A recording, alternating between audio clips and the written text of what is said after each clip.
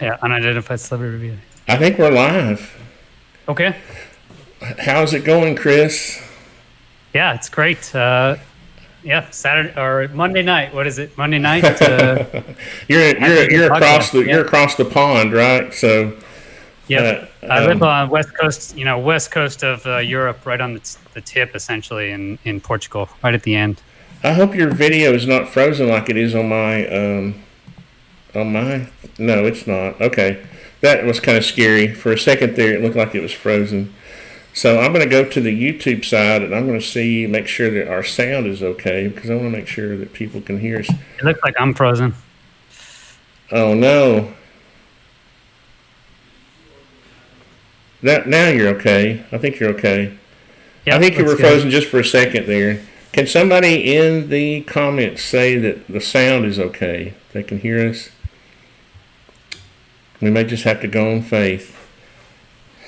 It's a little choppy, but it sounds great. Oh, shoot. Well, hopefully the weather won't interrupt us too much. I'm here in Tennessee, and we're getting ready to get the remnants of the hurricane. So. That's right. But and Chris is across the pond, so hopefully that will hold up. The video is choppy, but the audio is great. Well, shoot. Let's try one thing, Chris, if you don't mind. Yep. Since I like that, it might be that it was because I was screen sharing, but it'll be okay. I think it'll be okay we'll try. If it gets too bad, there may be a solution. I tried to get my friend to produce this for me, and he bailed on me, so now I'm going to be mad at him. But anyway, I'm just kidding. So let's get started, and everybody should probably know who you are, but if you don't mind, please give a quick, introduction. I would probably, butcher it if I tried to do it. Sure. Can you do it? Yeah, I'm Chris Lehto. I grew up in Houston, Texas. Went to the Air Force Academy. So I graduated in 2000, and then went to pilot training. Originally wanted to be a C-130 pilot, and then I had a simulator instructor. It's like, what are you thinking, man? you want to be a C-130 pilot? No, you want to fly fast, and drop bombs. And I was like, okay. And so I tried it, and I did enjoyed the competition. I did well. I grew up playing video games. Actually, my parents were like, don't, stop playing video games. I'm like stealing quarters to play video games. After school, etc., down at the Dairy Queen, and it paid off, and so I was, I basically excelled and got into F-16s, went to F-16 training, and then did a 20-year career in the U.S. Air Force, doing all types of jobs. Actually, it was a very interesting, very intense career. It's just intense. Everything's intense. There's just no every week. It's just packed with information, and I did so many different jobs that were really exciting. I was very lucky. I think I've had friends, obviously, who have died. My friend Klepto Brodeur, he was shot, by an Afghan colonel that we were trying to help, essentially back in 2011. And so, yeah, for the last decade, I've just been like, Afghanistan, whatever, why are we even there? Especially after that, it just kind of whenever crushed me. But anyway, sorry to digress. I appreciate that. So I had a great career, very happily married. My wife, she's, followed me all around. She was friends with my sister. That's how I met her. And so we had 3 kids, all born in, basically different, not continents, but close enough. One born in Alaska, in Fairbanks, Alaska. The next one was born in Monterey, California. And then the final one, my boy, he's 7 now. He was born in Ankara, Turkey, in this hospital in Ankara. So great career. Honestly, I almost stayed in. It was very close. But last second, really, I think the Air Force is just kind of, the bureaucracy of the Air Force just kind of has fallen apart. And so anyway, for many reasons, I ended up leaving the Air Force. I retired at 20 years. And, we looked around. Originally, we wanted to sail around the world on a boat. That was kind of our crazy idea for a while, actually 5 years. And then we got to that point with 3 kids and realized we would be on a boat with 3 kids at the same time. And so we changed. We looked around. We really like Europe. We really like the lifestyle. It's just very relaxed, especially the U.S. just so polarized right now. It's just so laid back here. So ended up here, Lagos, Portugal. Looked around. I want something to do. I can live off my pension here actually, and I don't need that much to live money. We don't live ostensibly or anything. And so started YouTubing because my kids, I asked them, we'd be talking at the dinner table, hey, what do you want to be when you grow up? And they said astronaut. I was like, wow, that's pretty good. And then they're like, and a YouTuber. I can't decide. And I was like, what? So I was like, you could do that right now. Just start making videos. I could do it. And they're like, all right, Dad, why don't you do it? And they just kept talking trash, basically. And so I started doing it. I had created in the past. I had written books before, which was terrifying as well. And so this time around, it's just less terrifying, I guess. And I've just found, I really enjoyed the YouTube. And as soon as I did the UAP videos 2 months ago, I did a basic reaction video to the 3 initial main Navy videos, and then that kind of just blew me away. And that's when I started watching you. Was when you started those, and it really, honestly, excellent content. And I've left by the way, I've got a link in the description of Chris's channel, and if you want to see some really good analysis from a professional, then his videos are great to watch for that. And that's why I became interested, and that's why I gained the respect for you, and that's why I asked you for an interview. But I did have some questions, if you don't mind, and I've got. Oh, please, yeah. Let's see, they should pop up right here. Let's see. Let's turn this on. Image slider. Let me back up. I'm giving away the questions. I can't see it anyway. That's good. Oh, good. Okay, good. So, question number 1. Have you experienced a UAP? Yeah, never. Yeah, not once. I had this buddy in Spain. My last assignment was in Spain, kind of the reason we ended up, or one of the reasons we ended up here. And he would always ask me, be like, hey, Chris, man, did you ever see anything? And I'd be like, yeah, this one time, I did see, what? And I was like, no, man, I'm kidding you. I've told him like 50 times, but it would be the joke, like maybe this time, and I'd be like, actually, this time I'm serious, and he would believe me. So it went over that a couple years. Actually, that joke was kind of a running joke between us because, honestly, I'd never seen anything. And like I said, the missions are intense. You're not in there. It's like you're sweating. It's really loud. Yeah, you're very focused. You're looking around. Am I in position? Am I in position? You're kind of worried about always getting hit by something and killed. So and a lot of these are just picked up on sensors, right? Like FLIR, that necessarily wouldn't see them anyway, right? That's the big change. Actually, is the new radars. So basically, if you notice back in the Nimitz case, that was in 2004. The Navy, they just upgraded all the radars on their ships. They got this fancy new ASA radar. It's actively electronically scanned array radar. Like I always want to. I mean, you definitely want one if you're a fighter pilot. It basically tells you all the information out there. But it's new technology. Instead of having a little radome, you're probably used to scanning back and forth. This is like the radar we're used to. This thing's just this flat plate. They digitized it. And so it just has 1,000 little radars in it, and you can digitally aim these little radars. So it has a smaller beam, right? And so you can shoot more of them out as you're. Yeah. Everything. It's digital. Effectively, we went from a mechanical kind of system. We understand radar, and we're going to go like this. To a digital system, boom, and now it's digitized, and now I can do whatever I want. Yeah, you can have different beams going. I can track a little target over here for a little bit while I'm providing like a weapons quality track here. And so that's really what the difference was. Is they came out with these radars, which we didn't. Only the F-35 and the F-22, F-15s have. So in the Air Force, it was never in the Vipers until just recently. I think the last 6 years, maybe they put in their first in the active duty. So the Navy had these upgraded radars, and they started seeing all these contacts, all these crazy kind of. They initially thought it was just radar problems, and then they went and tracked the radar, and what they found was no, the radar is fine. Actually, they went and reset the radar, updated it, and they saw these tracks even clearer. So we never had that. I was always just focused on the mission. The mission changes every day. You're just focused on that. In this case, as Kevin Day, he was one of the radar operators, he noticed these things in the Nimitz case, and he vectored Fravor on. He always said, "Hey, Fravor, in better pilot speak, basically go and check this out." And then you look on the East Coast in 2014 until today. So I just released a video last week with Ryan Graves, Lieutenant Ryan Graves.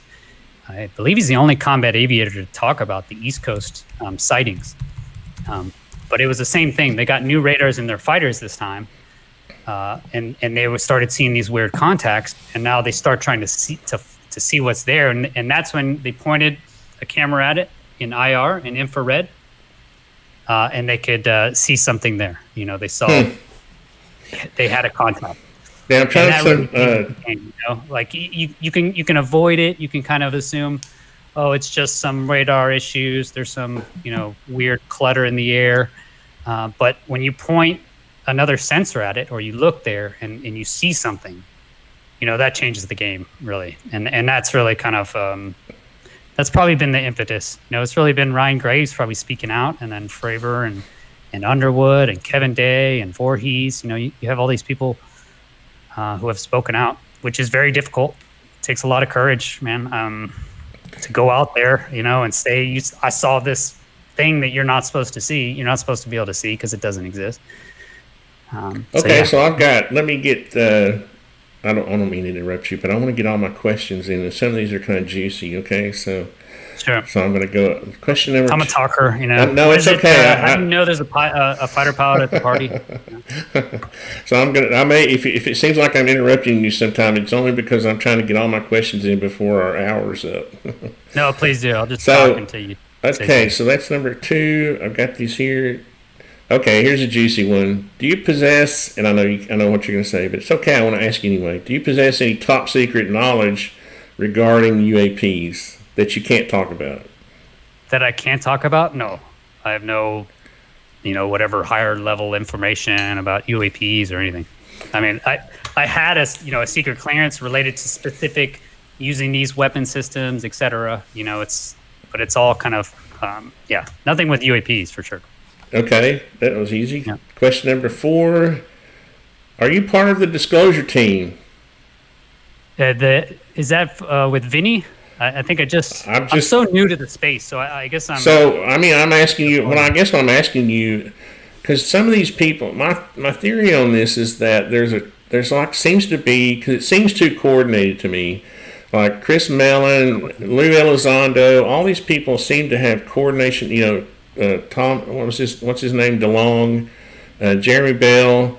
There all seems to be some sort of coordination, because it seems to be too much of a coincidence that we're having these drips and they seem to be timed, with space between them. And so I was just wondering, has anybody ever contacted you about being a part of a disclosure team? Like some sort of team or something? No. Well, Elizondo's not working alone, right? I mean, he's not working alone. No. They contact. I'm in very loose contact with like Jeremy Corbell. That's it. I wrote him once to see if he would, be in the show. He said, yeah, if it helps you, etc. And I asked him, about his sources for the Omaha video. Because what the impression that somebody like me gets, who's kind of obviously I'm on the outside of this, is. Or I feel like I am, because there seems to be coordination between people in the know. Does that make sense? I think it is, because there's only like 5 or 6 of them, So I think it's it's like an island, and there's not many people on it. Like you'll see the press releases, the events they go to. They never coincide with it. They never. I don't know. There just seems to be some big PR firm in the sky coordinating all this stuff. You know what I mean?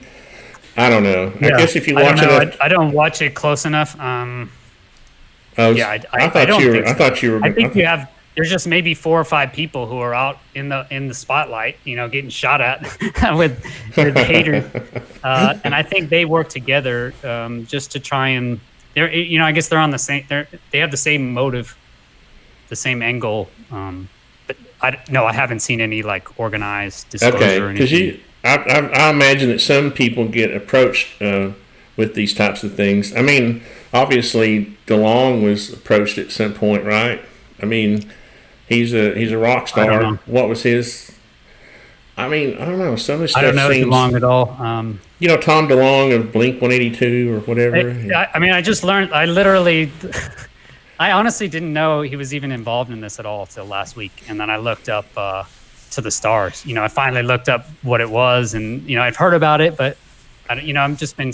See, that's it's only been 2 months. I had no idea about this world. That's funny because it's funny how we form these impressions because, I've been interested in this since I was a little child. I'm not, and I won't go into it now, but I've had my own experiences, and it sounds nutty, but I became interested. I mean, when I was like 10 years old, and ever since then I've followed this, and so obviously I'm no expert. But I've paid attention all these years, and and this is the reason I'm doing this now is because I'd like to see this. We go through these cycles. Ever since I've been interested in this, seems like every 10 to 15 years we go through this cycle where the government says, "Oh, we don't know what it is. We need to study it," right? Yeah. And it just seems like we went through another reset where the next generations come up. We got to tell people, "Oh, we're going to study it." But this time, and see, I'm 58. You're what, in your 40s? What are you? I'm 43. Yeah, I'm not a whole generation older than you, but I have seen this, and it's like this time, it seems to be more real. Like it seems to be more tangible. Different. Yeah. Yeah, I know. It's so I started investigating, and you look back, and there's a major general. Giving this, which is Major General Sanford, I think, from the Air Force back in 1952. I'm sure you've seen that. Have you seen that video? Or what was the general again? I think it's Major General Sanford. It's been a few. So basically, 1952, they have the Washington D.C. event. Oh yeah. But basically, what is disappointing for me, Tony, is that they have the same information now that they did then. They had that's radar what I'm saying. contacts. That's what I'm saying. Multiple radar contacts. They launched fighters. The fighters saw these whatever lights, or they at least couldn't end the engagement, right? But they saw something. Well, and they're using the exact same language. Radar. They checked their speeds on radar. Actually, they know that they were going hypersonic. This is back in 1952. Yeah. I think they even had them tracking in from high altitudes that we couldn't fly planes at, and this is before satellites and everything. Well, and it's kind of like deja vu for somebody my age, because you can go back and look at those interviews, and they're using almost the same language as they are now. It's the same language. It's the same language. We're looking into it. We don't know. We need to form a committee. Sure, it poses no threat. We need Congress needs to look into this. All the same, and it's like, okay, but this time it kind of feels a little different. Maybe it's because of technology is advancing to a point, where they can't deny it at some point, I guess. I don't know. We have the internet now. You can't, the media can't be so easily swayed. Even if you say there's not a conspiracy, right? Let's say even if you say it's just, there wasn't a conspiracy, all it takes is, 1 or 2 guys at the top of the media conglomerates to say, aliens, it's ridiculous, not in my paper, and that's all it takes. It doesn't even take any sort of concerted, conspiracy by the government. All it has to be is like you won't talk about it right now, even, right? That's what I'm saying. That taboo. You don't want to, right? That taboo is tangible. That taboo is tangible in your mouth. I mean, that's not a phrase, is it? I'm just saying it is that we've been conditioned so much for people to be created are treated like nutcases. That's it's like, to this day, I still don't feel comfortable talking about my experiences. Exactly, right? And that's Yeah. it's ridiculous because we take witness testimony, right? I mean, how many people have we killed? Yeah. Put Yeah. that person to death, because of witness testimony. So obviously we do think humans can say things, that they saw, like they can relate instances, and now you even have groups of people, like the Nimitz, there was hundreds of people that saw these things with their binoculars. What was Even Fravor, when he engaged, there was four pilots in the cockpit, but still people are like, no, it's not real, it's fake. They're saying, I've tried to fix this before. My mic is a little hot. I'm going to push it back a little bit, or try not to talk. I get too excited about this stuff. But look at the schoolyard incident. Is it South Africa? Zimbabwe was the big famous one. Yeah, Zimbabwe. That's right. Right above South Africa, I guess. Zimbabwe is. How can you take a whole schoolyard full of children and sort of tell them they didn't see what they saw? But let me go to the next. I mean, why not believe adults?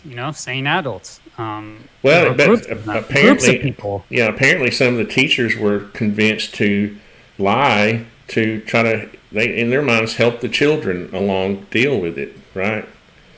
Yeah. I mean, I think there's just honestly, Tony, I think it really all comes down to, human. We've always just thought we're the center of everything, right? I mean, it makes sense because we can only look from a human perspective. Even our brains, like, I was listening to this podcast on actually how your neuron networks actually work, like your actual thoughts. And you'll notice that it starts from an anchor point.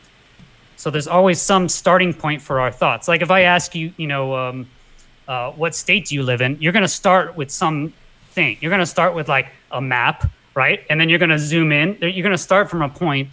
Maybe that's too easy, but if you ask a harder question, how do I get to your house from here? You're going to start from some position, and then you're going to drive somewhere else, But that starting point is just, we're humans, and that's all we can ever. That's our perspective. That's where it comes from. And so you look in the past, it was obvious. At least I believe it would be obvious that the Earth is round. Okay, say 500 years ago. Okay? And it doesn't take a genius, right? You look at the moon. Okay, it's obviously round. You look at the sun, it's round. And then you look so when you're standing on the shore, and you're looking out, you can only see about 5 miles, right? And then all you have to do is climb up 100 feet, and then now you can see 7 miles, and you climb up another 100 feet, and you can see 9 miles. So like literally, you could be stuck on an island. I mean, I guess you have to go up, right? But you could be stuck on an island out in the middle of nowhere, and you can calculate, the size of the Earth. You can calculate that it's on a ball. So it's not like, now that we know it, it's like, yeah, it's obvious, right? Of course, that's a good example because I'm chuckling under my breath because you could take a flat earther up in a spaceship and show them that the world was actually a sphere, and they would probably still not believe it or deny it. So people's impressions are kind of funny, or their perceptions, I guess I should say. Exactly. And so, what does that mean, Tony? If there's other life out there, what that means for humans is we're not the shit anymore. We're not on top. I guess. Our F-16 may not be we've got F-18 Hornets now, right? But that's still not going to do it. No, Go to the next question, because I want to make sure I get all these in before you run out of time. You don't want to look at the evidence, Tony. And Let me ask you another question. This may be kind of weird because people are going to think she's weird. I already see it. Have you heard of Angeli, the lady who claims that she met with the aliens in the Mojave Desert in the mountain with her friend? No, I haven't. No. Okay, you need to look her up. She's on. You can find her under, I think, Angeli on Gaia on Reddit. Yeah. And then she has a Twitter too. Angeli on she had a press conference, and at the Lincoln Memorial, and she basically did this. I'll have to send you some links because she has this production company that actually did the live streaming. It's very bizarre, but she basically said that a couple of her friends took her to this place in a mountain where a dude had bored a hole, and they went in, and there was a base, a ship there in the mountain, and they're going to go back. They're putting together a team, and believe it or not, I think Elizondo and who is part of the guy? Who's the guy who's unidentified celebrity review? Luis, I think Luis, Luis. I'm in Portugal.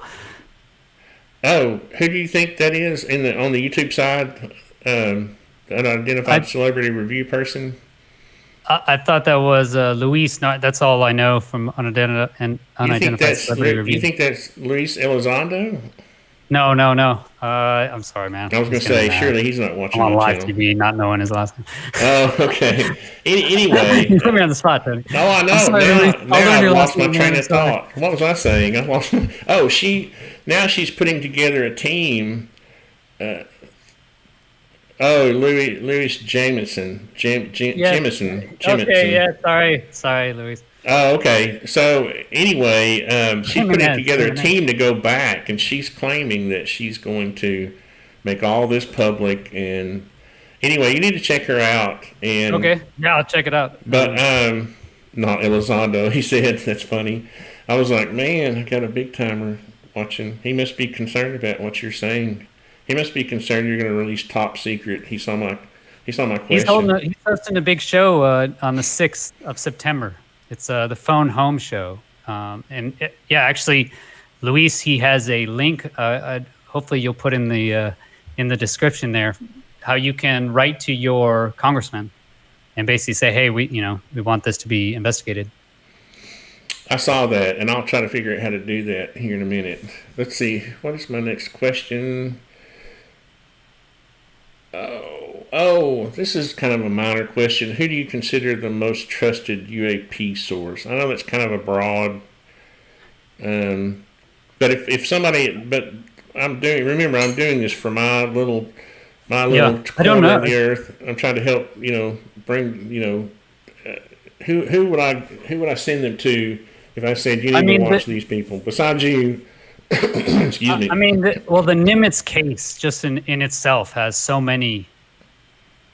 There's just so many witnesses. I think they're all trusted. You have the four, the aviators. David Fravor, he was flying with Alex Dietrich. She was flying in the other jet, and with Commander Slate. And you have Underwood. He's another. So basically, that whole engagement. Kevin Day, Gary Voorhees, Dave Fravor, Dietrich, Underwood. I guess for that, it's not just one source. You can't trust one source. That's the problem we're running against is with these videos. When you have just this one FLIR video and there's no corroborating other sources except for the pilot, right? There's no recorded other sources. I guess the radar data was supposedly taken. But really what we need is multiple. You need multiple sources. I wouldn't just call one source trusted. Well, yeah. And I again, it goes back to me wanting to try to get some of my friends to come on board and at least start. Yeah, go watch the Ryan Graves presentation. Ryan Graves, David Fravor. So what convinced me about it? What convinced me it was real? Because I didn't know any of this. I knew none of these names, nothing until like 2 months ago. Was the Fravor interview with Lex Fridman. Lex Fridman, he's a big time podcaster. He's he does AI, right? He writes AI code for MIT. And he did this interview with David Fravor, who was a F-18 pilot. He was he was just taking over squadron command. So the last thing this guy wants to do when he's just taking over squadron command, he's trying to prepare his squadron, to go down range, for combat. And so the last thing he wants to do is, I don't know, deal with some alien or unidentified aerial phenomena. I would look at the Nimitz and Ryan Graves. Ryan Graves for the East Coast, and then the Nimitz for the West Coast. Let me see. I'm gonna have to go to my desktop now. I had some other questions, but I was hoping that people in the chat would ask questions. I've kind of gone through mine. I was going to save my last question for last, and it's basically, I wanted to talk about the things you were going to be doing, coming up, what you had coming up, because I know you're going to be part of that, the big phone home. What is it called? The big phone home. Yep. And I 6th saw September. Yeah. that. But I wondered if people in the chat had. I feel like I haven't like. Well, I feel like I haven't provided any evidence of. One thing I wanted to do, if you would bear with me just for a second, is I was going to show a clip, if I can keep from it showing your commercials, because I got in trouble for this the other day. What does this say? What are they saying? ArtisanTony, you need to step up your UAP game in 2020. Now they're giving me a hard time. I'm trying, man. Okay. Look, I got this guy. Look, Chris is going to be a big timer. Yeah, while you figure that out, I can answer this. Chris, do you think Mick West has this right or wrong? Yeah, I think as far as the gimbal, he's definitely wrong. I mentioned it in the last video I did with Ryan Graves. Graves does mention that these things look like a flashlight is pointing at them. That was kind of interesting because it just comes from a point source of light. So I think it could be like the bokeh video, or maybe Mick West is onto something that is happening because the light is so weird, or it's such a weird. Can I say something about that before I forget? This is what people don't understand about light. The light that we're seeing. Because in my experience, when I was 10 or 11 years old. Okay, the light is weird because you don't see glare. You know how when you show a flashlight at somebody, you're seeing, like, I'm not sure, is it a phenomenon with your eyes or with the light itself? You see glare. You see the little. Beams flying. Yeah, I'm learning very quickly. There's different effects, but it basically just gains down. It's so bright. You'll notice your pupil, it acts as an aperture. So if it gets really bright, it'll decrease to try and limit the light that comes in. The light that I saw did not do that. Okay, and we're talking close. I'm talking close up. Okay, so like imagine the size of a ball, a basketball. 10 feet away from you, okay? Imagine it's got light emanating from it, but it's almost like a translucent light. I mean, so you can't see all the way through the ball, but you can see the inner part of the ball, but you can't see through it. But the ball is light, okay? Mm-hmm. And there's no glare. It's almost like, I don't know, it's very... So immediately, if anybody's ever seen anything like that, they know the difference between a flashlight shining at you, or like, I've heard people say, "Oh, it's just drone. It's lights on drones shining." No, when you're looking at a source of light like that, LED or whatever, incandescent or whatever source it is, it doesn't look the same. It's not the same. Yeah, if you're looking at it in person, did you see any dimensional? Did you see any weird effects, or was it just a straight sphere, of light? Oh no. Yeah, you said straight sphere. Yeah, I know. Yeah. No, that was it. That was. I mean, you're. I've heard that as well. I mean, it must be.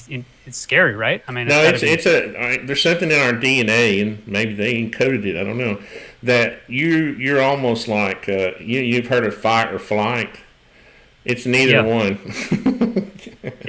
You're like a deer in a headlight. It's like deer in a headlights kind of. You can't fight and you can't fly.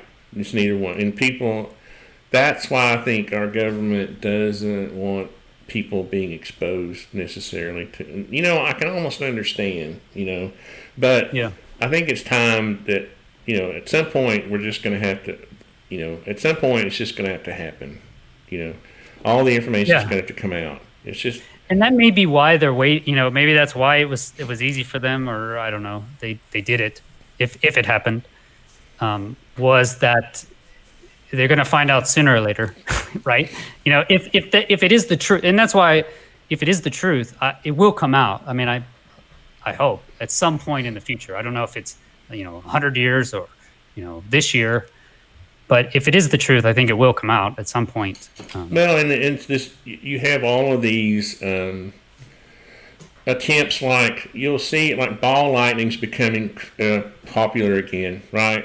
So you'll Yep. see attempts by certain people to bring up phenomena that's easily explained through weather. I mean, You know, ball of lightning lasts 3 to 5 seconds. yeah, and it doesn't So navigate around. You're not going to watch a what is a tic tac? Is a tic tac a ball of lightning? no, the No. Tic Tac just looks literally like a white Tic Tac. That's what David Fravor on the Nimitz. It was Yeah, it's just this yeah. flying Tic Tac that can like flip around and just has no inertia essentially. Right, and it's I don't know if you heard of this case where when was this? There was a chopper that was taking a news chopper or either that or like a range a Yep. park I ranger just did chopper. That took, I just did a Patreon only live stream that I edited today. So I did the video. We talked for about 20 minutes on that. I just listened to it through once. But basically in February, there was exactly what you're talking about. There's a 45-minute engagement where we only get the audio, but these helicopter pilots are chasing this thing. It's like a green light, kind of what you're talking about. They can't really see it very well under the MVGs. Sometimes they can't focus on it correctly. And it's like hangs out above their rotor and just flies circles around them, and they chase it. They're like, what the hell is this thing? For 45 minutes, and most drones can't fly that. I mean, there's no way it's a drone. It went up to 14,000 feet, very quickly. They can't see any, it doesn't move like a drone does. well, I have several drones, okay, and I know how I have tried. I'm going to make a video on this sometime. Is take a drone and try to make a right angle turn going as fast as it can go. No, it'll take like 50 yards for it to turn left. And if you could get a bird's eye, maybe take another drone and then film it trying to make a 90-degree turn, you can't do it. You can't do it with a drone. You can't even do it if you stop dead still and then try to turn 90 degrees without turning the axis. What's that axis where you're not yaw, but is it yaw? Where y'all roll or yeah, if in a fighter, you're a fighter pilot. You bank. Yes, bank. I was anyway. Not anymore. How long does it take to turn 90 degrees going 600 miles an hour? It takes a football it's field. very painful. Yeah, that would be nine G's for sure, and you're probably almost supersonic. Let's see. Well, in these 20 degrees. I think 16 degrees a second is like the max you're going to be able to get. So what is that? 90 divided by 16 is like 5. 5 point something. Yeah. 5 or 6. So I think it'd take you 90, about 6 seconds. to go 90 6 degrees. times 15 is 90. That's right. Yeah. I think it'd take you about what is it? 6 seconds? What did I say? Yeah. So the reason I went on the rant about drones is because I have several of them, and people have talked about, like on that particular case, they were saying, "Oh, well, maybe it's a drone." No, a drone can't fly out in front of your chopper and then make circles around you. At 15,000 feet. It's just I mean it may be a drone, but not one that we know how it works. Well, it would have to have it didn't have rotors. So it would have to have some kind of it would have to be nuclear like an alien powered, drone or something. I don't know. I mean, I keep seeing alien, but the only reason is because I honestly don't know what else it could be. It's a very advanced new technology. And if it turns out to be that, I would be happy. I mean, who wants their whole life turned upside down by knowing that there's a gang of aliens running around the country? Nobody. Or that we're just surrounded by it. I'm making a video this week where really I believe that's what we're doing when we look up. We have no idea what we're looking at. There's no life out there. Meanwhile, if we look down, right? If you look into Uh-oh, I didn't lose you, did I? so life is everywhere. But when we look up, we're like, there's no life, and then, of course. Here's a good question for you. Gomer out in the chat, have you worked through the gimbal with every degree point? You have pretty much done that in that video I was going to, right? The gimbal. So actually, when I made the video, I forgot to do the 4th point. but it didn't change my equations. So I realized it after I edited the whole video. I got to the very end and I was like, damn it, I didn't do the fourth. So I did the fourth and it didn't change the numbers really at all. It was like maybe the second decimal or something. So I just left it. But every other point, I don't think there's any further. There's no more analysis I think I can do on the gimbal. I think I've sized it, I've distanced it. We've gone through I don't know how many videos, way too exhaustively on the rotation, the glare, the lens flare, all that crap. So no, on that one, no. The go fast, I do want to reattack on the go fast. But that's gimbal, I think, is pretty much solid. I was trying to show what happened when I was trying to set this up was every time I would try to flip to the part in the video I wanted to show, a commercial would come up. And you just need to demonetize your videos. I'm just kidding. But I was trying to show that was one of the videos I was going to, and I'll put a link in the description. Can you do that? Let's see. For like in the chat, we could do it, right? For people to see. Yeah, I think we can put links in the chat. Yeah. So that was a great video. Okay. So if anybody has any doubt about really the math or any kind of logic or any kind of person that's experienced, Chris goes through this step by step and points out, degrees of angles, distances, size of the object, logic, right? Like science. What about that? Science. Yeah. Okay, I got you back. Can you hear me? Oh, did you drop out for a second? I couldn't hear you the last maybe 8 seconds. I was basically just saying that, let's see, would Chris be interested in a plot with every waypoint? Gomer says, would you be interested in a plot? Or I would take it, yeah. I'm not interested in doing like any more in-depth work on the gimbal, but I would happily take data that anyone's done that they worked on and look at it. If Gomer would look at this video that you did, there really wouldn't be. I think at some point, we have to kind of.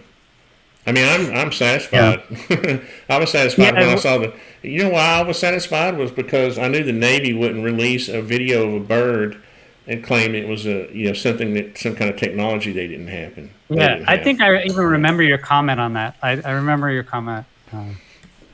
Yeah, exactly. But I think it's important that you have to exhaust everything. I was a crash safety investigator.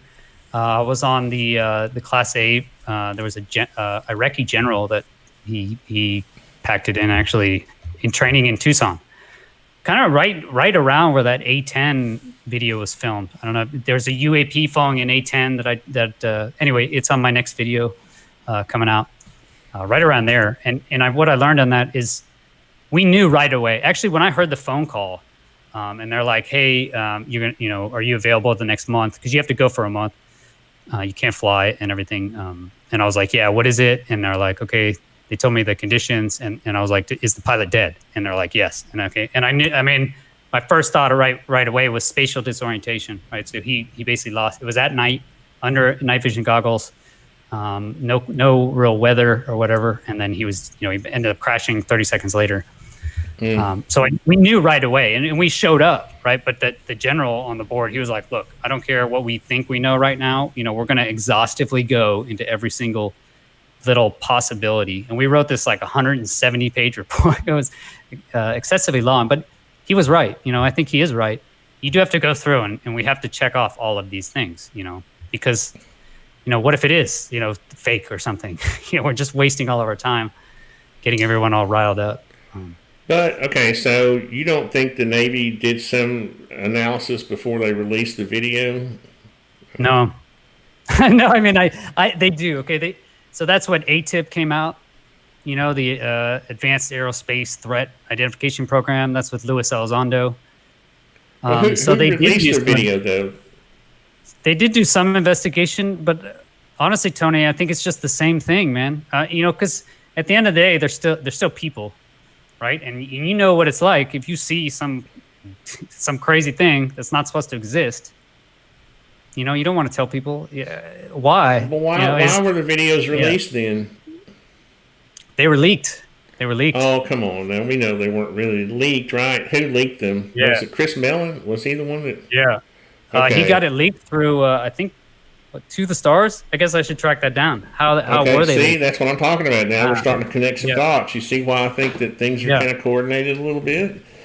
Yeah. You start to look at everybody who's involved and how things get leaked, and it just seems like there's some sort of disclosure effort that's coordinated, and it's cool. That's okay. Yeah. I No, just no, thought I maybe guess, you were part of that team.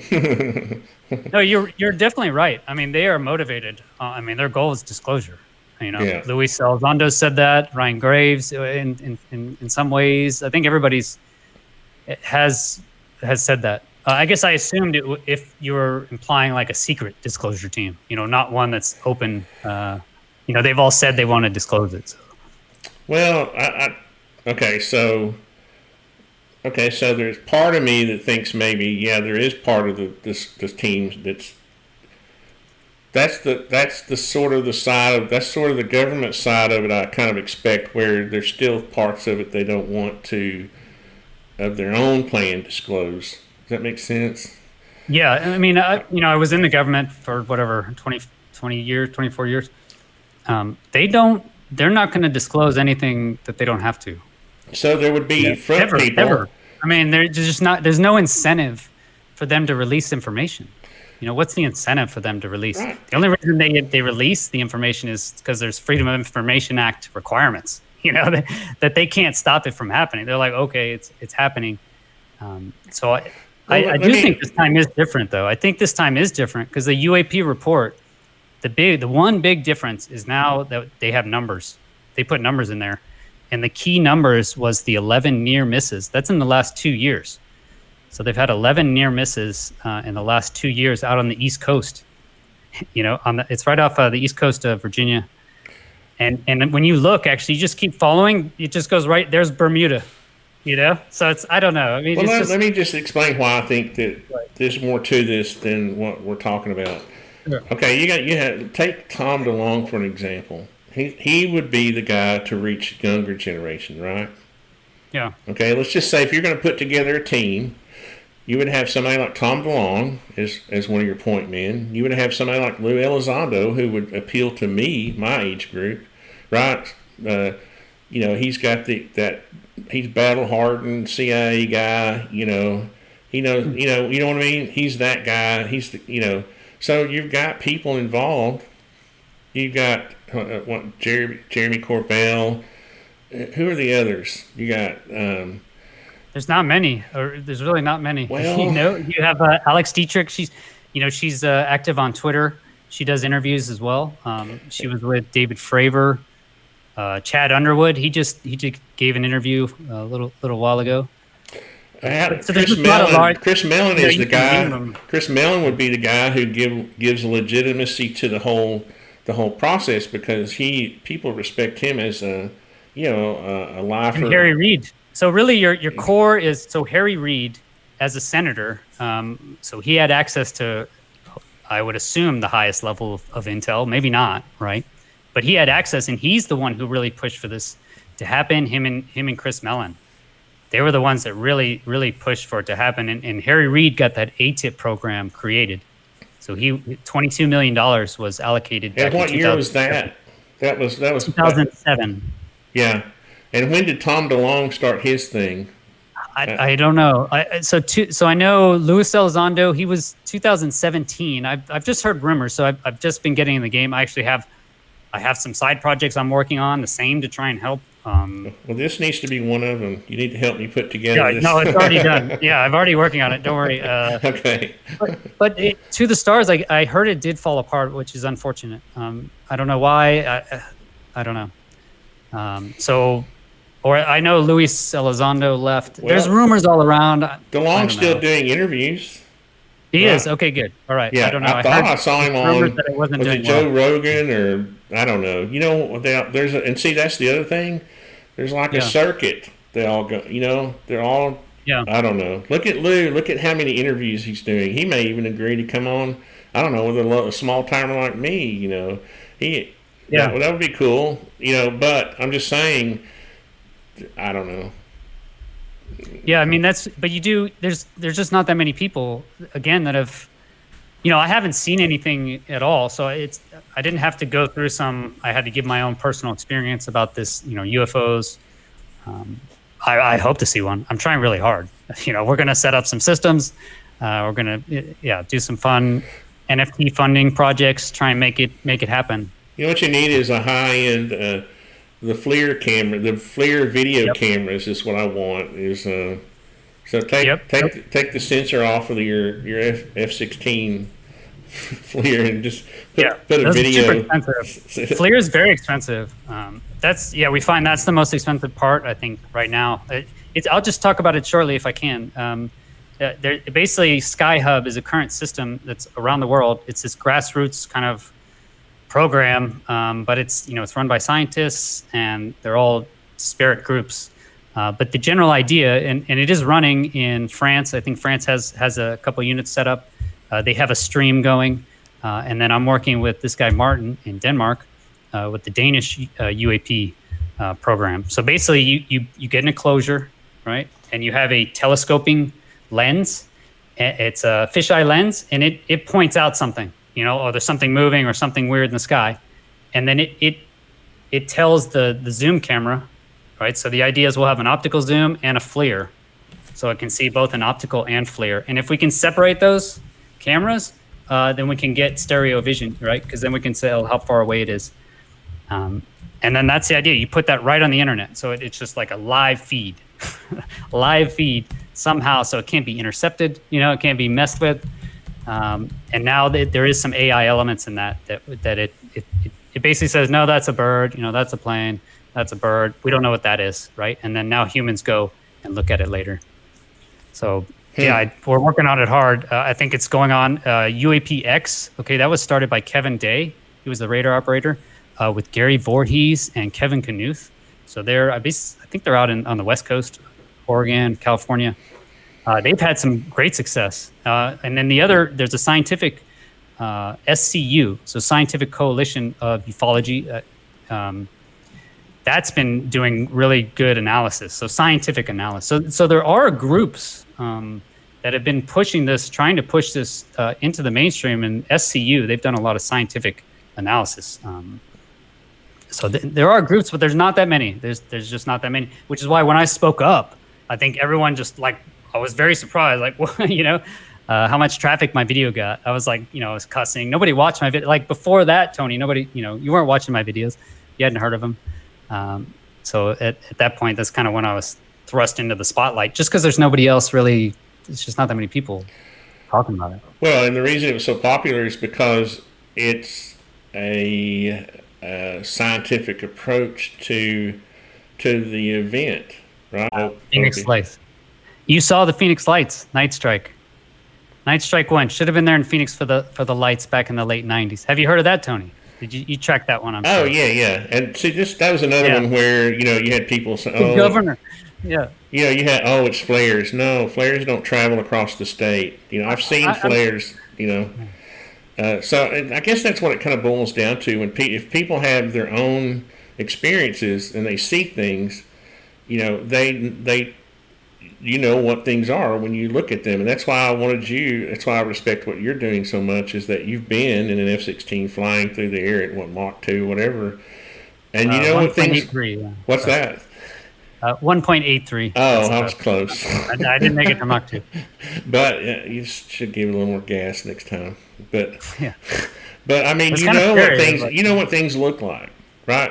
Here's the perspective. Yeah. Like when the average Joe is sitting in their their home office and they're watching videos, they have no context for what they're seeing on a video.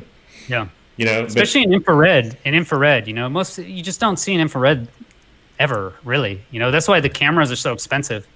There's just no mass market for infrared. A few hunters use it or whatnot. But yeah, so I guess I assume when you guys look at those FLIR videos, I don't know what you see. You just see some crappy black and white image, and some clouds. But it's crystal clear to me. I'm literally watching this flying saucer, do all this crazy stuff, and that's why it blew me away. And I couldn't not talk about it.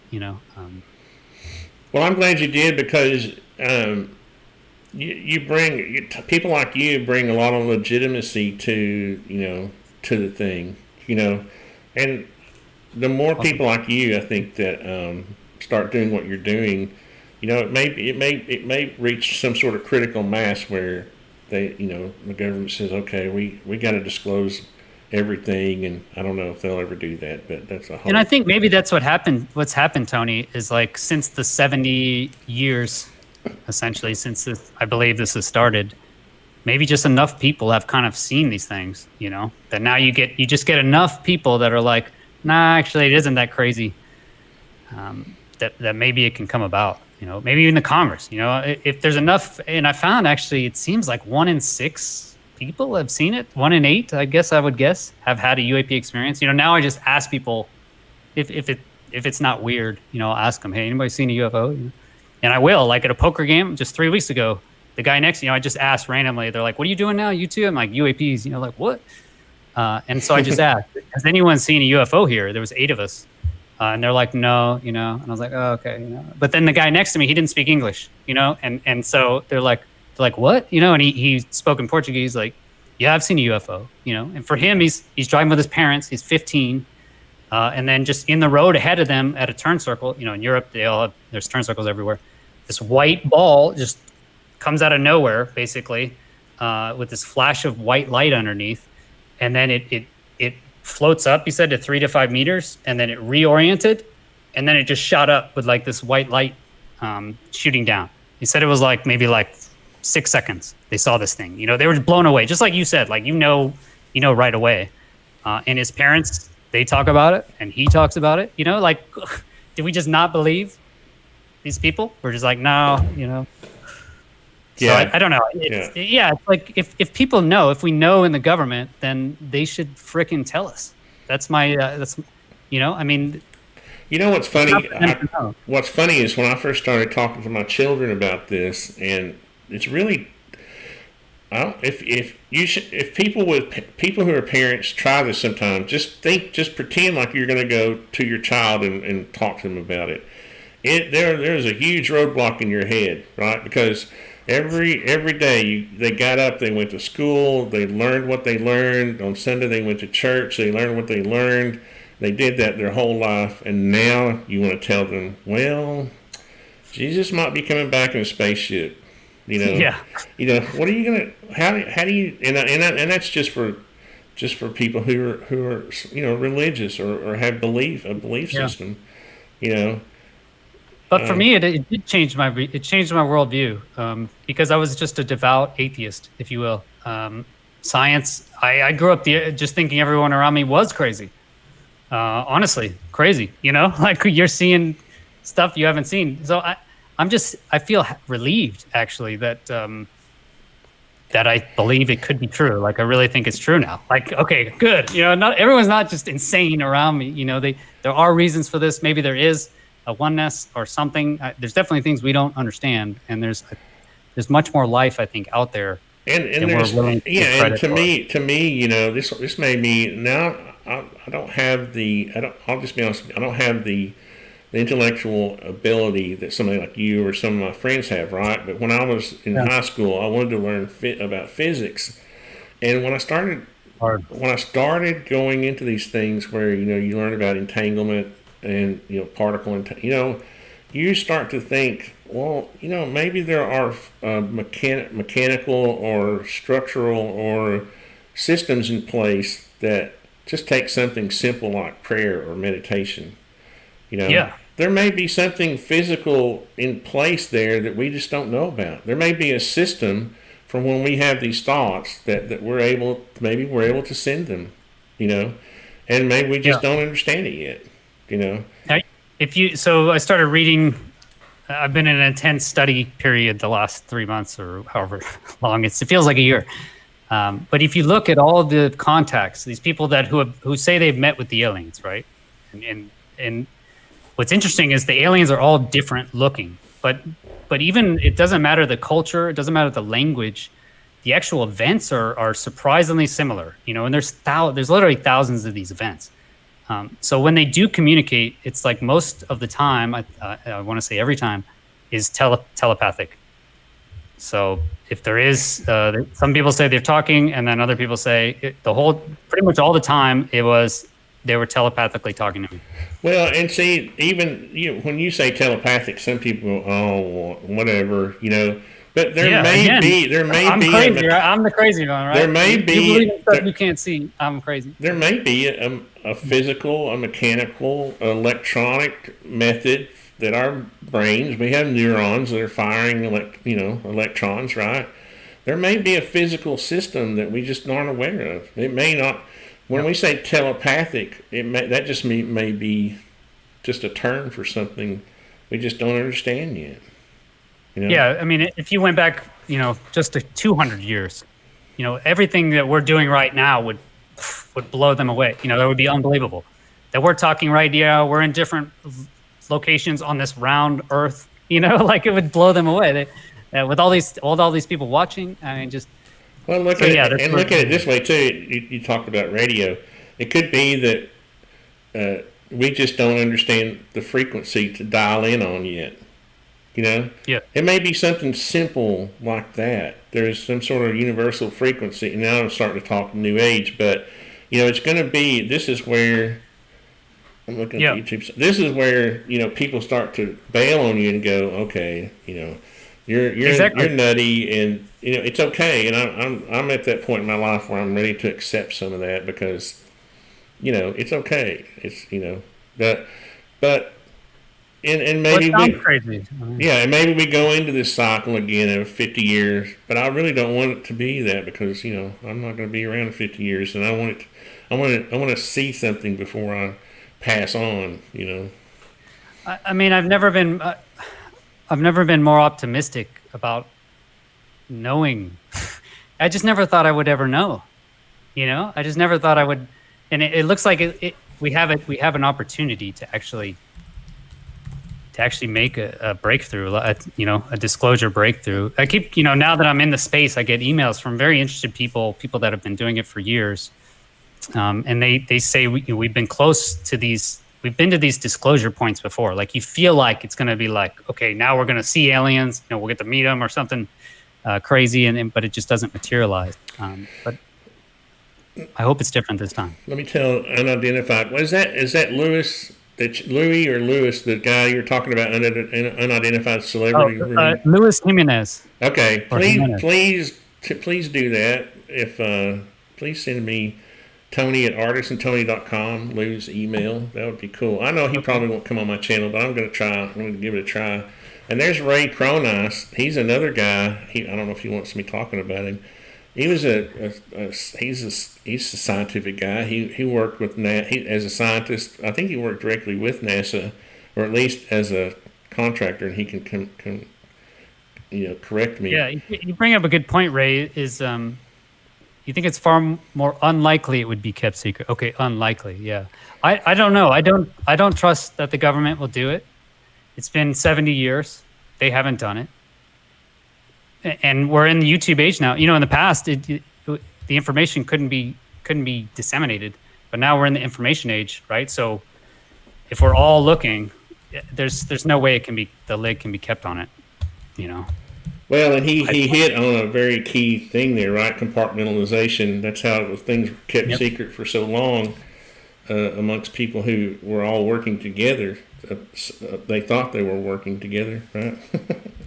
Yeah, nobody knows the whole or even a large part of the system at all. Yeah, exactly. And you bring up a good point. You think it'll be simple, and I really think it will be, because you look the answer to the Earth is round. It was a simple answer, but it took us pulling out part of our ego or our humanism or something.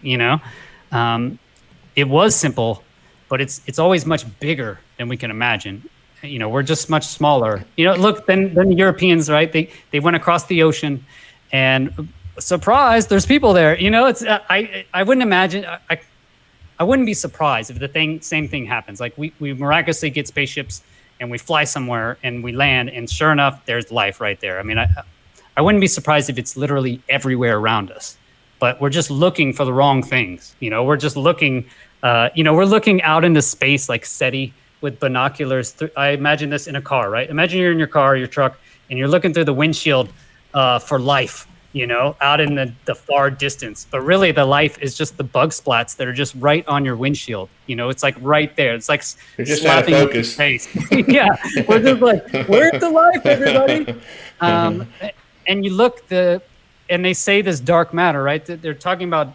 I keep pounding on this dark matter stuff, but really they're looking up into the universe, and what they're saying is there's more order than we're expecting, right? Because the galaxy should be the speed that they're spinning.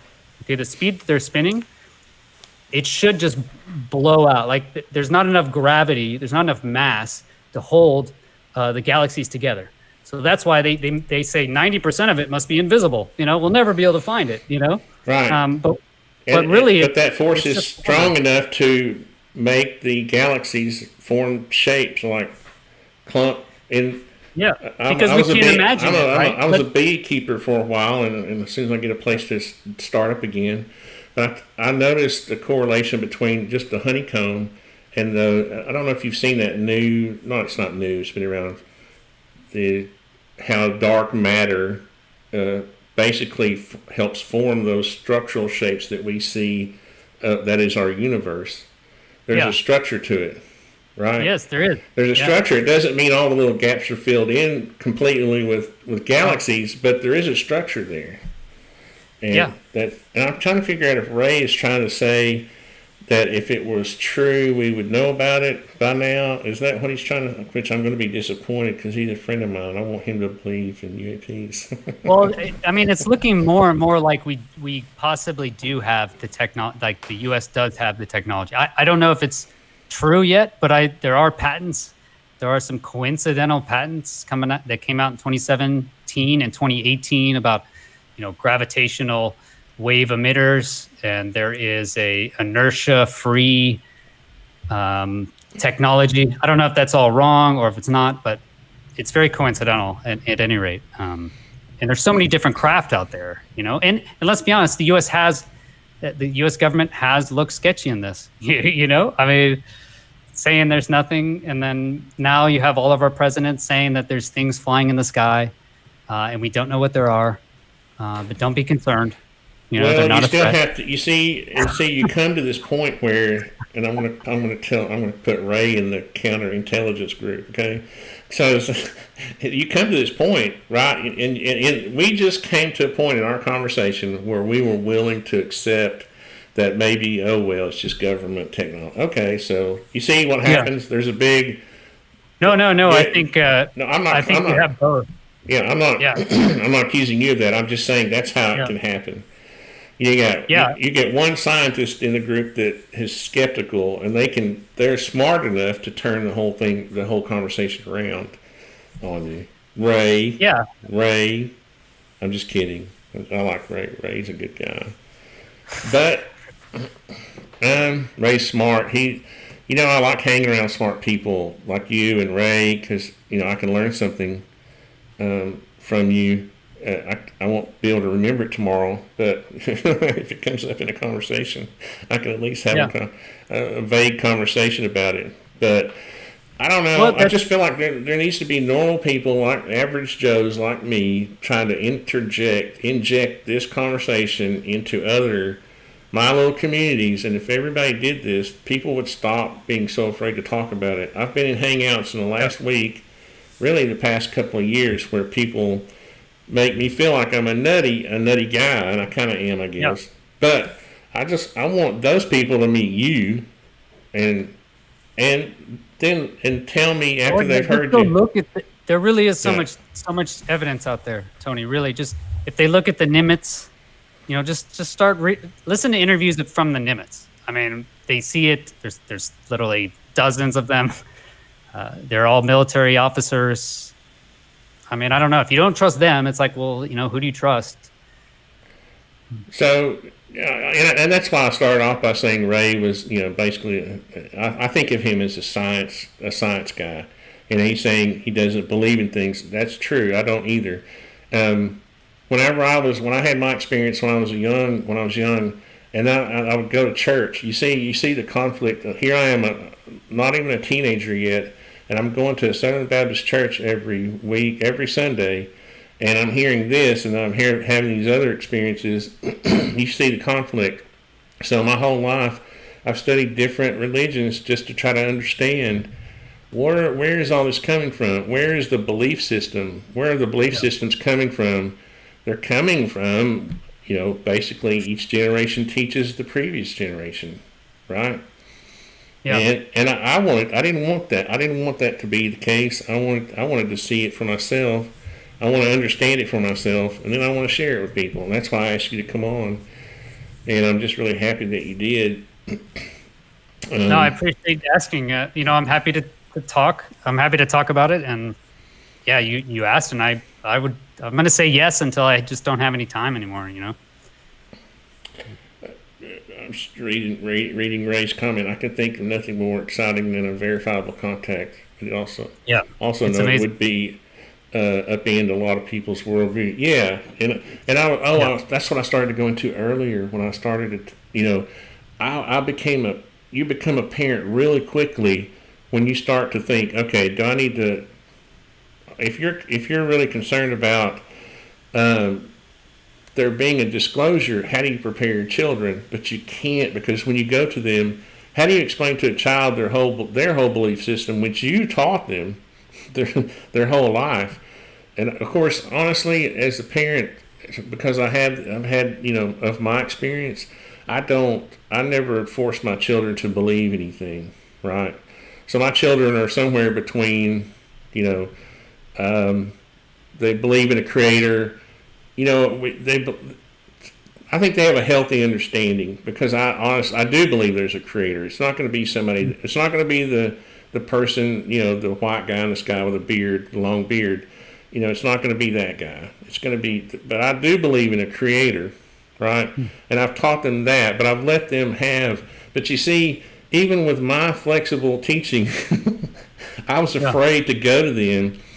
And you can ask my sons that they'll know that I've brought this up to them before, but I'll do it through questions. I'll say, "Hey, did you see that video?" Or, "Have you seen this or that? This research or that research, about quantum entanglement? Did you introducing different concepts to where if they hear or see something like about telepathy or whatever, they can think maybe the way I did. Hey, there may be a scientific explanation for telepathy, we just don't understand it, Well, when we say, I believe in science, I don't believe in something I haven't, or that I haven't seen, but what if science hasn't seen it? Science only knows what it knows, and what we find is we know very little. Honestly, we think we're so smart, right? But look at us, man. We're doing the same thing the Romans did back in the day. We're slaughtering people out there. We're fighting, in our home countries. They had all fired up. They had a republic. We have a republic. Especially in America, we're brought up thinking that we've done this amazing, great thing. But honestly, we haven't changed that much in 2,000 years. I hate to break that, or at least in my opinion, I don't think we've changed. But I don't think it's exclusive. I think you can have your you can still believe in your Christianity or Islam or whatever your belief is. There's just other life out there. I don't think it should end anyone's belief in God or anything. No, and I'm not saying that at all. Finding the world was round didn't do that. What I was speaking to was how difficult it has become. People say, "Well, why don't people just talk about it?" Well, that's how I was just giving an example of where I go to try to talk to my kids and realize that it's not as easy as it sounds. So and the other thing is what you mentioned is about the fear or the emotional event. That's what I was talking to this other guy, Andy, right? He saw this saucer basically right over his house, this silver thing, no sound. He was there with his cousin. I already mentioned it. But for him, he honestly said, on the phone, he told me it felt like I was seeing Jesus, because you're seeing something that's not supposed to It's not supposed to be there. It's not supposed to exist, but yet there it is, you know? And so Yeah. it was Galileo. He made a famous quote. Go ahead. I'm sorry. I was just going to say you brought me to a place where I just wanted to mention to people, you know, it takes you to a place where even your dreams become, you have different types of dreams. Okay. I know now what a normal dream is from I have these, every night I have some type of different occurrence, and people are going to say this is mental. It probably is. But I can tell the difference between normal dreams and these other things, whatever they are. I'm not saying I'm seeing somehow. Okay, this is, and I didn't really want to go there, but gotcha. I got it out of you. Yeah. Somehow we reach a point. We reach some kind of phase in it's not a sleep phase where we're close to being able to connect with something else. Like our minds are not able to tune in while we're awake, while we're conscious.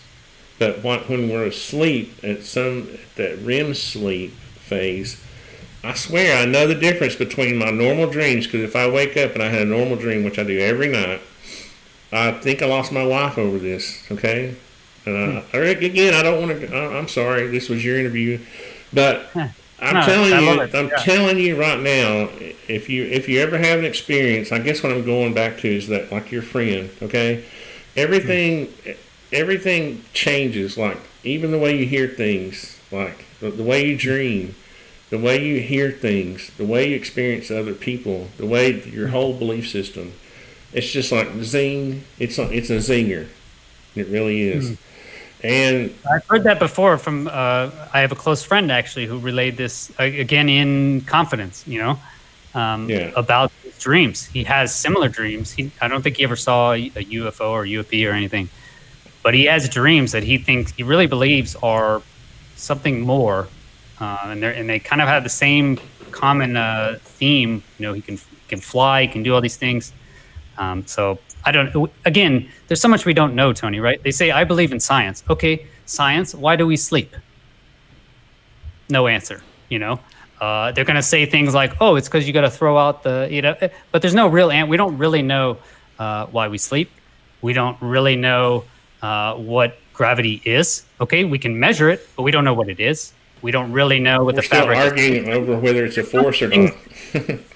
There's so many things we don't know, Tony. I definitely wouldn't go on the side of you're crazy and you don't know what you're talking about. I think the thing about it is, it's an experience. Like once you experience some things, and when you wake up from your dream, you go, "Oh, I was dreaming," you know, and then you wake up and you go, "No, that was something else. This was something else," you know, and so that's something I experience almost nightly, and maybe it was because of something that happened to me, you know, the other thing when I was young.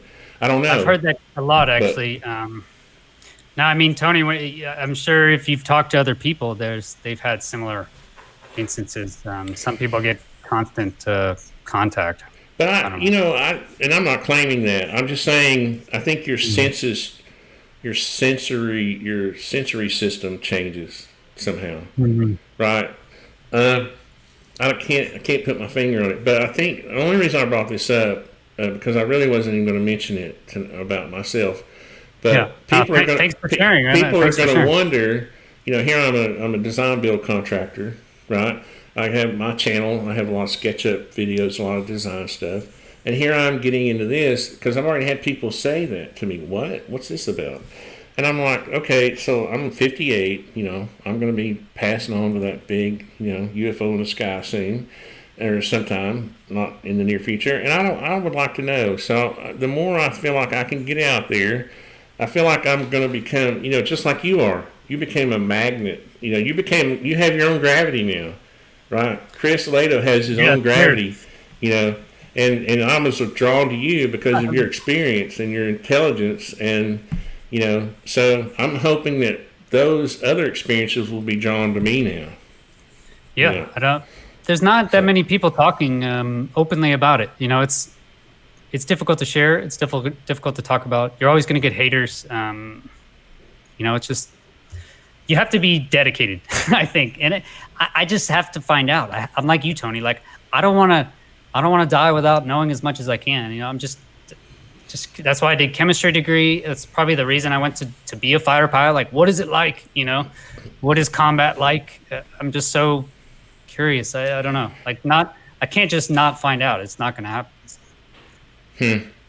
So I'm stunned. I've stunned myself. Excellent, man. No, with a meeting with you. The more you share, the more people share, I think we're going to find that it's a common thing. And yeah, it's going to be scary, and it's going to change. It's going to change a lot of things. But I hope it changes it for the better. Maybe we'll realize that just constantly shooting each other over land or stupid things, cultures, religions, economic systems. Maybe we can just kind of realize that, hey, maybe we should just kind of take care of each other. We're out here alone. You want to hear a secret? Talk about that. You want to hear a secret? Astronauts. You want to hear a secret? Whenever I became a Republican, when Ronald Reagan gave the speech about what would happen if an alien force can't, there's people, obviously, metaphor, right, or whatever. But when I heard him say that was very real to me. And I was like, that would be awesome. What would happen? Yeah. Would we really be, fighting over, oil and coal or whatever?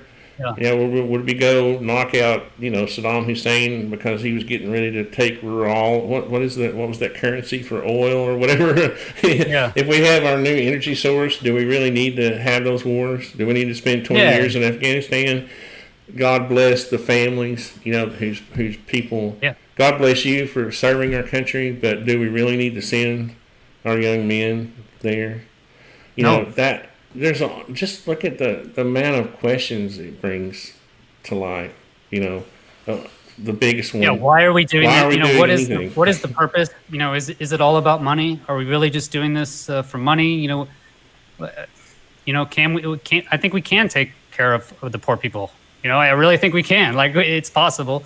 So I don't know. I really hope that it does. And if you realize, Tony, if it's been here, if people have been seeing these things for 70 years, then I can assume that they're not a threat as far as we know. They haven't destroyed the Earth yet, if they are here, right? So I think hopefully they'll realize that, yeah, they're ready. Maybe they're not going to totally freak out when we show ourselves or when we tell them, I guess. So that's my hope, and hopefully we won't freak out either, and we'll realize that, okay, we're still kind of young as a species, but we'll get there. That's my hope, anyway. Well, Chris, I know it's been an hour and a half, and I know you're so it's what 8:30 I'm gonna put there. the kids down if I can. Oh, it's a lot long. It's 10:30 there. Yeah. So I appreciate you coming. I really do. I hope sometime, maybe when you're not too busy, come back and I'll have a group of guys who have been calling me nutty for a long time, and we can have a conversation, and they can debate with a guy who's flown an F-16. Yeah, or just talk about bad guys. Pilot stories or whatever. So excellent. I'll come on. For sure, Tony. So just let me know. Like I said, it is getting busy, but no, I know it will. That's why I was trying to get my request in the pipeline now, because I know you're going to be starting to get all these requests from people, and it's going to get really busy. And I want to congratulate you on your success, and I hope I know you're going to do really well, because you're an honest guy, you're a good guy, you're a smart guy. You have all those things that are required to help people, get through this kind of stuff. Yeah. So. Thanks, Tony. No, I appreciate it. I appreciate all the support. I'm not. I'm still a guy, right? Obviously, you always have dreams of, I'm going to get a bunch of money, and then tons of women will want me or something. You can't help that, because we're humans. Like, that's that human drive, and I think it's from the past, and we I think we can move forward. So, yeah, I'm in it to win it. Thank you. I really appreciate it, and hug your kids for me. Tell them I said good night, and hope they sleep good. All right, I will. ArtisanTony, say good night. Thanks, Chris. All right, thanks, Tony. See you, man. Bye. Ciao. See you. All right, there you go. Hope I did okay. And thanks everybody for watching, and I'm gonna go ponder.